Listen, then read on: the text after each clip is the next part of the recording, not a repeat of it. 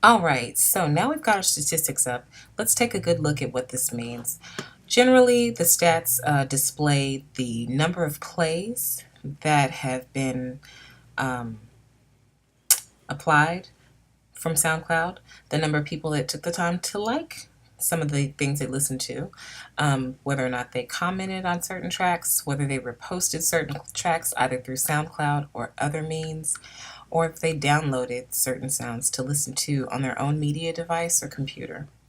So we can take a look in depth to see from the graph that represents the plays in general, most of which in the last 7 days are indicated here on the far right hand side. So it gives you a day by day breakdown of each day to show you who is listening to what and about how many plays each track has gotten over the life that it's been on SoundCloud. If you notice that some are kind of color coded here, for instance, you have the dark orange, you have the kind of medium orange, more of a goldenrod tone, and then a gray, which shows us last Thursday we got a lot of plays. On some of those where you have a gray matter, those may be from people who are not on SoundCloud but are accessing SoundCloud to listen to the media as presented. So they may not be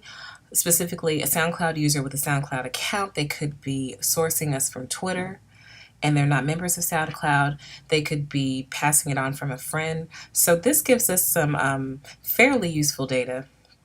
In fact, that it matches the source media, which is found in your websites and apps, to let us know where people are getting to hear us from. We post on Twitter. So anytime that we post a song, for instance, today I spent some time to upload um, tracks from Fab 5, mostly just song services. Again, we want to make sure that people are purchasing the sermons to support Southwestern Christian College, but we do offer some of the song service as it's currently available unmixed and untreated, simply cut from the raw recording. So those tracks are listed here. When we publish them, we automatically share with both Twitter and Tumblr. So we have a lot of users from both of those sites that will source media here.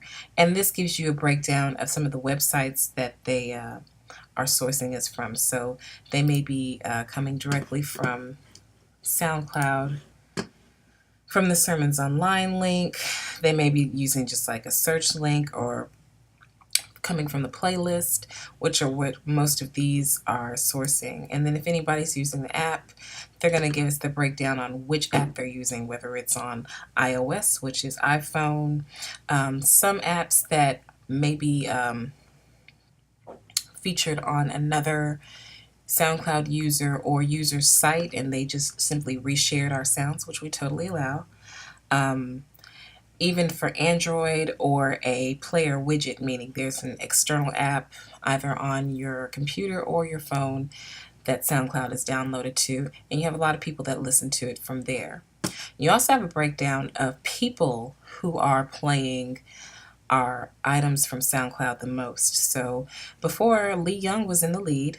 Lee Young is a SoundCloud user, so he is a subscriber, he has one follower, and he has been faithfully listening to us on SoundCloud. However, Vivian Hobson, who left some very nice comments, has been playing the most for the past day or so some of the tracks that we've been listening to. And notice she's also reposted those. And I will share with you some of the nice things that she said about the sermons. That means people who are not members, people who aren't even in our vicinity within the city of Houston, are not only listening but are impacted by the message that is given. So you do want to encourage not only those listeners but just people in general who may not be able to be here, but we have a word to share with them. Here's a few more kind words for Vivian. And then just to show you some of the activity, these are notifications from people who are listening or sourcing our SoundCloud channel for the message. So you have a broad spectrum of users, as well as people who are close to us that are accessing SoundCloud, people that are general friends of mine that if I post on Facebook, they'll come back and source the sermons as it's available. So you want to share the link. We do post this on the Garden Oaks Church of Christ Facebook page, as well as other outlets on Instagram. All those statistics are factored in so that we're able to kind of get a good eye view on how they impact our general audience.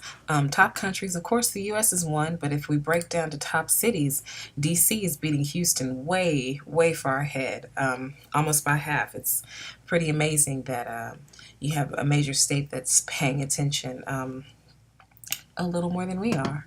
So far, the most played tracks will vary according to what's available on the site. And Never Give Up has been one that surpassed many of John's previous sermons and current. So for this one to be at the top, people are not only listening, but they're anticipating what's coming next and paying attention to that. So this is a good example of how that message has impacted us. If we expand the view more, it gives us a breakdown of basically all the media that we're offering, not exactly all 80 tracks of media that we have available until we have the full archive available. This gives us a great idea of how our media is being used.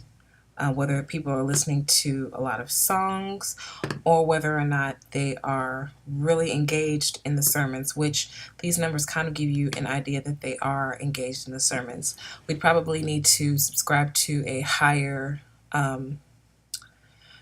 value subscription that'll give us the breakdown of what's listening to. In fact, this tells us pretty detailed information so far. If we click on Never Give Up, which is the highest played item on the page so far, it tells you when people are accessing it. It was posted on the 12th. I think that's when it came up. But on Monday, it got 6 plays and then 4 plays on Tuesday, on yesterday.